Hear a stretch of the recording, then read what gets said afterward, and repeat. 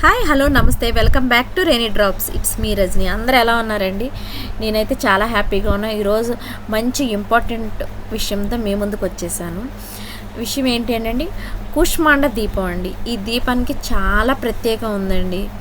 ఈ దీపం ఎలా పెట్టుకోవాలి, ఎప్పుడు పెట్టుకోవాలి, ఎందుకు పెట్టాలి, ఎలా పెట్టాలి, ఈ డీటెయిల్స్ అన్నీ వీడియోలో చూసేద్దాం. యాక్చువల్గా ఈ కూష్మాండ దీపం అనేది అండి కాలభైరవుడి టెంపుల్లో పెడతారు. కూష్మాండ అంటే గుమ్మడికాయ అని అర్థం అంటండి.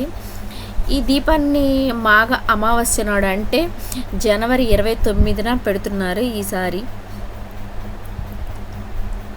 సో ఈ దీపాన్ని ఎలా పెట్టాలి ఏంటనేది తెలుసుకుందాం. బూడిద గుమ్మడికాయ అంటారు కదండి, ఆ గుమ్మడికాయని తీసుకొని మధ్యలోకి కట్ చేసి 2 ముక్కలుగా అయిన తర్వాత అటు సైడ్ ఇటు సైడ్ సీడ్స్ అన్నీ తీసేసి ఆ గుమ్మడికాయకి పసుపు కుంకాలు రాసి వాటిని ఒక ప్లేట్లో పెట్టి ఆ ప్లేట్లో నవధాన్యాలు, కల్లుప్పు, నల్లని నువ్వులు వేసి అలాగే 2 ఇస్తరాకులు వేసి 2 ఇస్తరాకుల్లో ఇవన్నీ వేసి ఆ దీపాన్ని నువ్వుల నూనె పోసి ఆ నువ్వుల నూనెలో అఖండ దీపానికి యూజ్ చేస్తాం కదండి, ఒత్తులు పెద్ద పెద్దవి, అవి వేసి ఈ దీపాన్ని అనేది వెలిగించాలండి.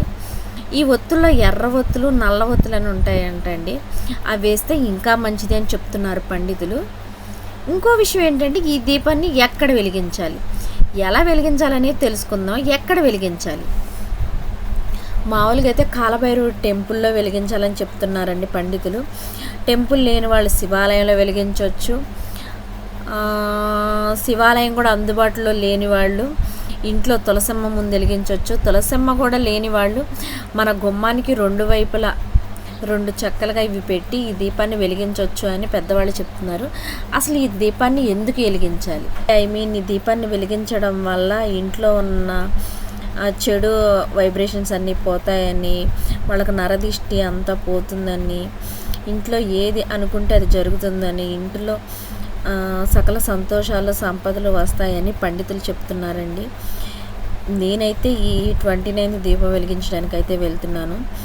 సో మీలో ఎంతమంది ఈ దీపం వెలిగిస్తారనేది నాతో కామెంట్ సెక్షన్లో తెలియచేసుకోండి. ఏదో నాకు తెలిసిన మంచి విషయాన్ని మీతో కూడా షేర్ చేసుకోవాలని ఈ వీడియో చేయడం అనేది జరిగిందండి. Thank you. See you another video. Bye by.